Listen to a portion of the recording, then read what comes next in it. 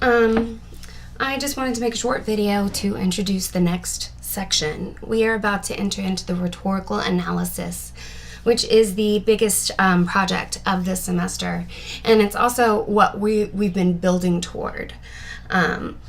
So we're gonna take a look. So we're gonna go down to coursework in units. We were there. Unit 3, Understanding Perspective.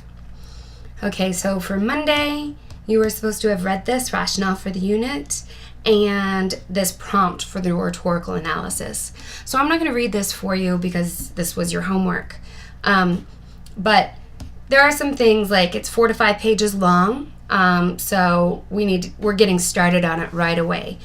We are going to select one of these 3 texts and we are going to analyze them. You will pick one, you will analyze it and decide whether or not it's effective, and what kind of choices they're using to make their argument. So we're not even looking at whether or not we agree with this person. Depending on what our stance is, we might disagree with them, but we still think their argument is effective. Or we might think their argument is ineffective, but we might agree with them. So it doesn't matter if we believe that GMOs should be used or not used. That is irrelevant to what we're looking at right now. We're looking at how the authors are making an argument and whether it's effective. So you have the case for engineering our food, which is a TED Talk. You have Can We Feed 10 Billion People on Organic Farming Alone, which is on The Guardian, which is a British newspaper.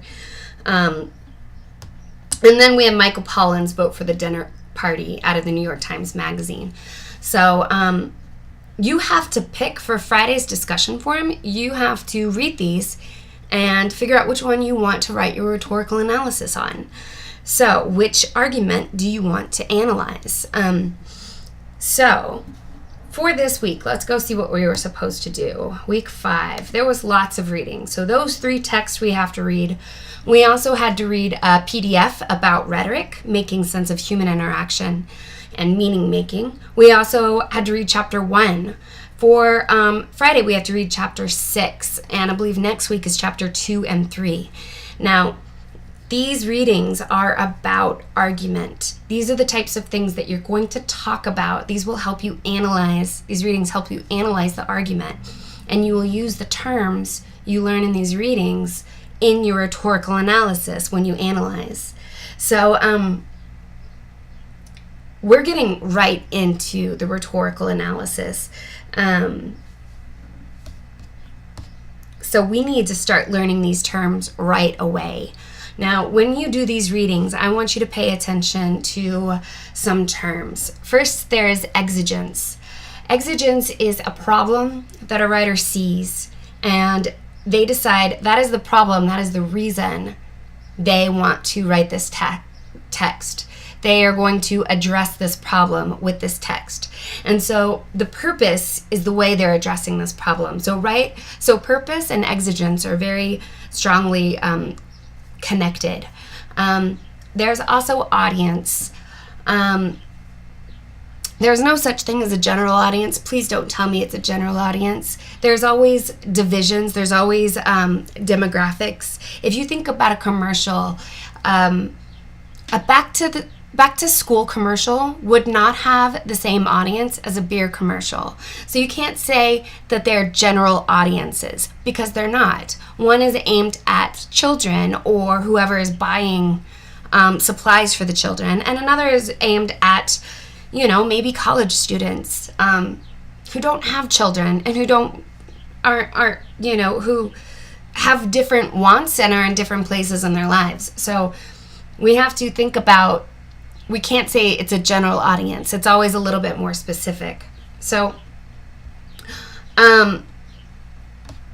here, if you haven't read it, make sure you read it. It's short. It's only 2 to 3 pages. So make sure you do that. So in our discussion forums, we're going to be in smaller groups again. So this is for Friday. Now, depending on what group you're in, it might have different names, but it's going to be the discussion forum for July 6th or for week 5, summary and discussion of context. Now we're jumping right in. We're going to use this information, these paragraphs that we start, we're going to use them in our final rhetorical analysis. So that's why we're going to be in smaller groups, and we're also going to respond using the describe, evaluate, suggest. Now take a look over this and read this more closely on your own. But so what you're doing is you need to pick a text, and then you're going to write a summary of it. Here's the stuff that we talked about with your summary and synthesis essay. You're going to write a summary of the text you use. And then, in addition, not either or, you have to do both. You will describe the context. So this is something I asked you to do a little bit. You need to figure out who's the author. Why do we want to listen to him? What are their credentials? Is it just some guy who's blogging about something and has opinion about? Or is it somebody who is a scientist in their field? Where was it published? Who are the publication's readers?